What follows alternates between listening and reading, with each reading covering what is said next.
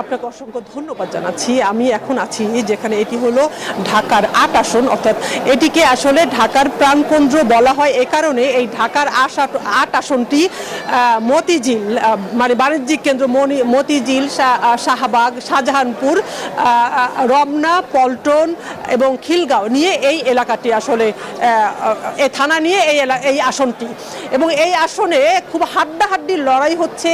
আমরা দেখেছি সেই যেদিন যখন থেকে তফসিল ঘোষণা হলো তখনই, কারণ এখানে এনসিপির প্রার্থী এখানে আছে হলো পাটোয়ারি এবং সাথে আছে মির্জা আব্বাস, সেও। এখন আমি একটু দেখাতে চাচ্ছি, আমি এখন যেখানে আছি এটি হলো খিলগাঁও মির্জা আব্বাস মহিলা ডিগ্রি কলেজ। এখানে ভোটারের উপস্থিতি আমি আসার পর থেকে দেখলাম যে বেশ ভালো।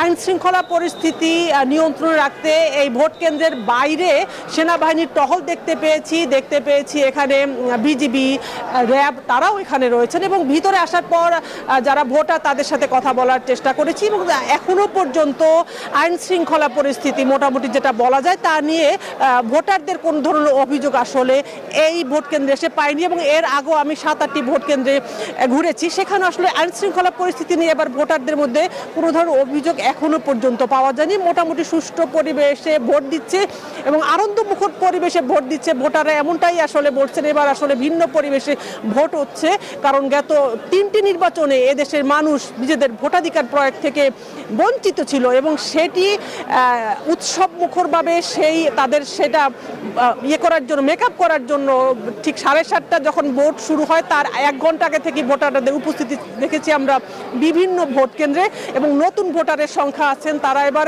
গণভোট দিচ্ছেন প্রথমবারের মতো, ভোট দিচ্ছেন প্রথমবারের মতো। এইসব তাদের ভিতরে বলে অনেক উচ্ছ্বাস আসলে দেখা গেছে।